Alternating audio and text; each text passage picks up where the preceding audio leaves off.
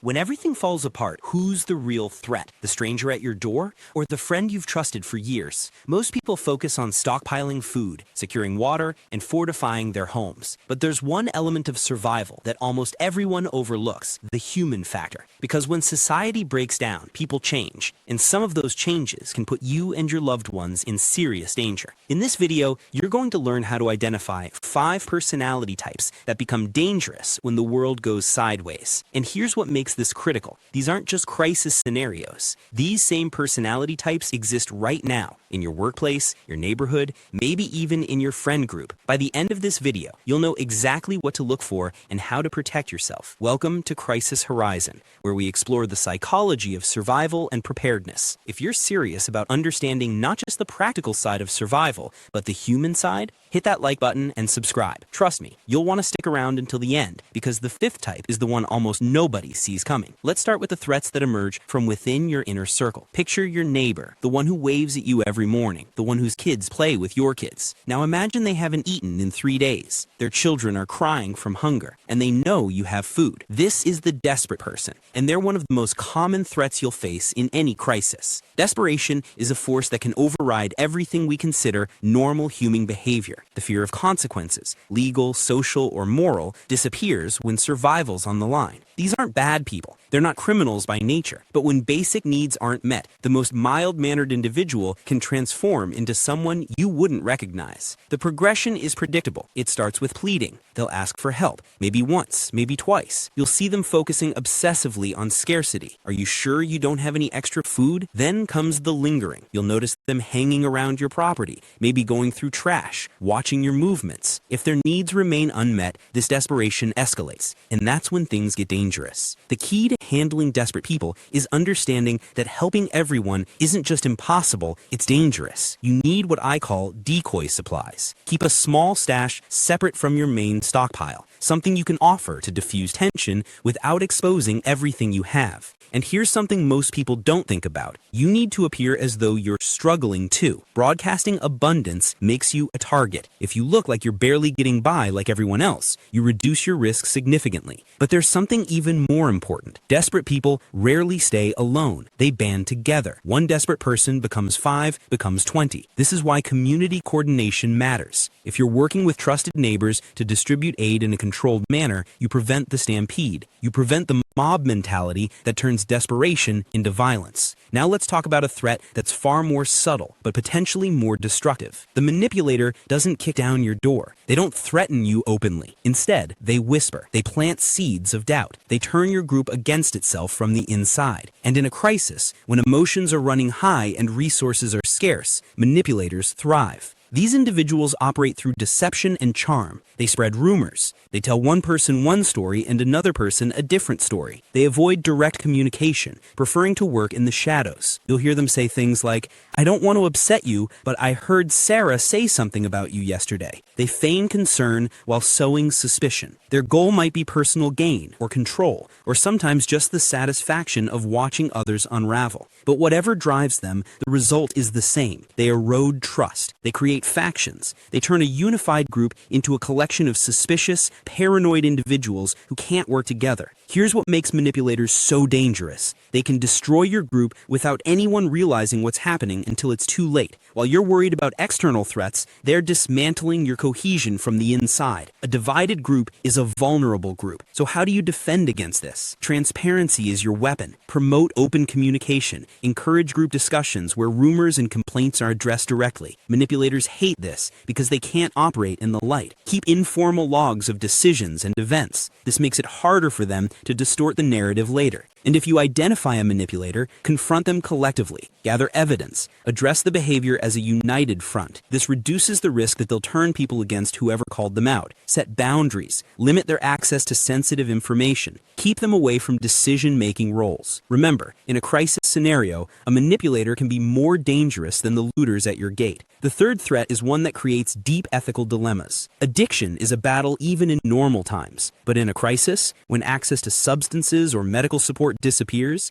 people struggling with dependence become unpredictable. and potentially dangerous. I'm not saying this to demonize people with addiction. This is about understanding reality. The chemical hold of addiction can override moral and logical considerations. Withdrawal is brutal. It creates physical symptoms like tremors and pain. It creates mental symptoms like paranoia, rage, and severe depression. A person in withdrawal might blame you for their suffering. They might lash out violently. They might steal medications or supplies that the entire group depends on, and they might not remember or care about the consequences.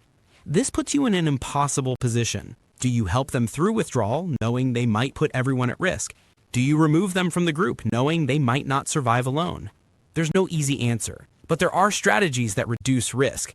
If you have access to medical professionals, consult them immediately about safety talks or withdrawal management. Lock up all medications. I mean, everything. Painkillers, sleep aids, anything that could be misused. Administer them in small, supervised doses. Use layered security for essential supplies, multiple hiding spots. Limit who knows where things are stored. And here's the hard truth. You need to assess risk honestly.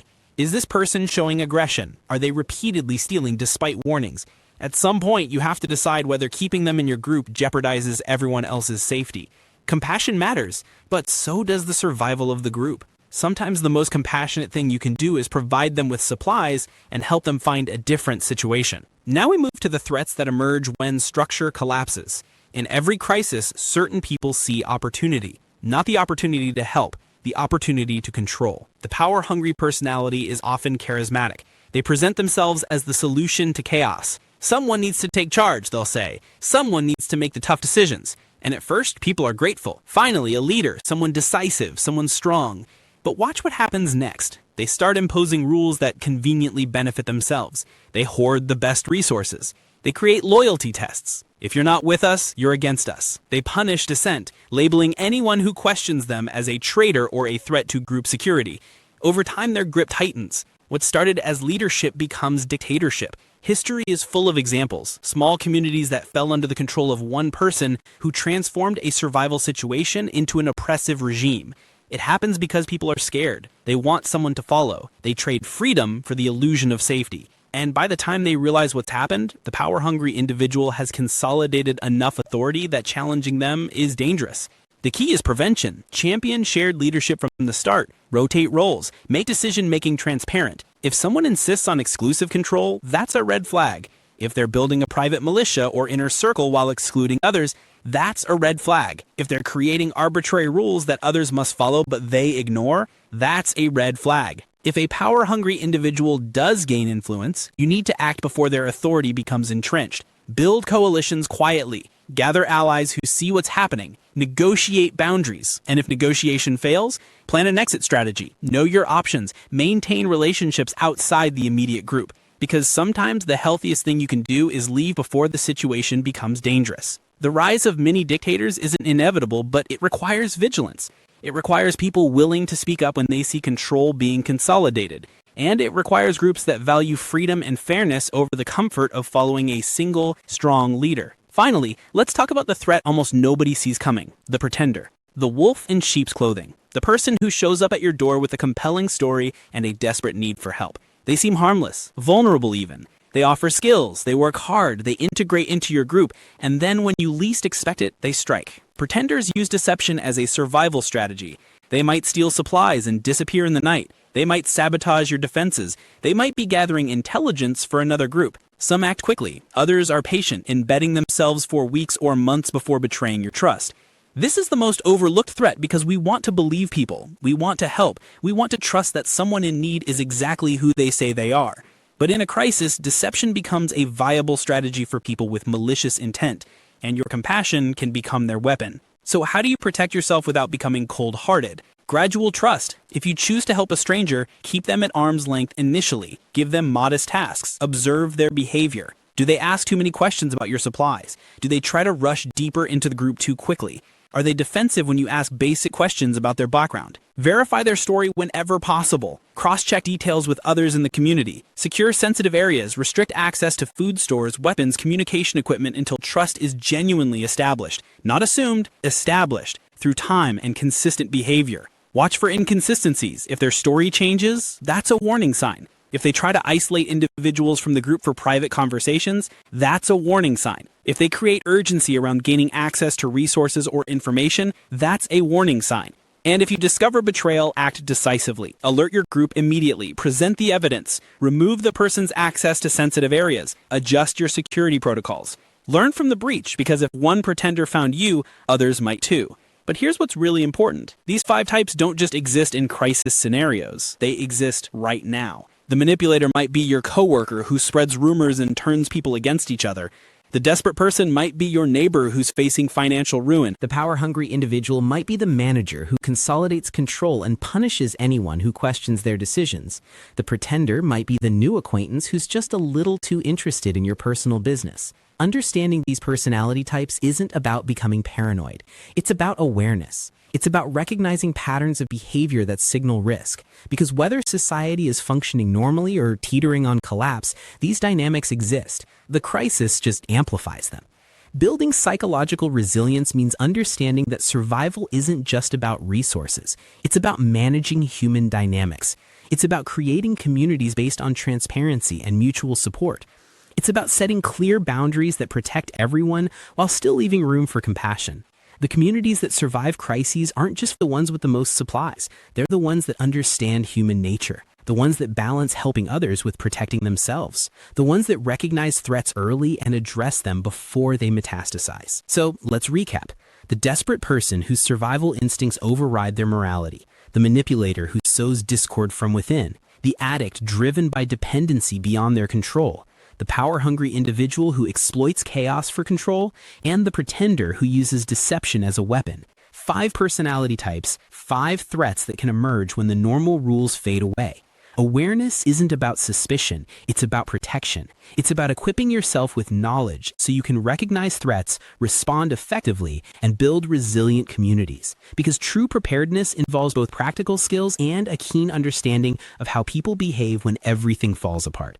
If this video changed how you think about survival and preparedness, subscribe to Crisis Horizon. We dig deep into the psychology behind crisis situations, the human factors most people ignore, and the strategies that actually work when society breaks down. Hit that like button if you found this valuable, and drop a comment telling me which of these 5 types you think is the most dangerous. I read every comment, and your insights might shape our next video. Stay prepared, stay vigilant, and remember, in a crisis, your ability to manage human dynamics might be just as important as your stockpile of supplies.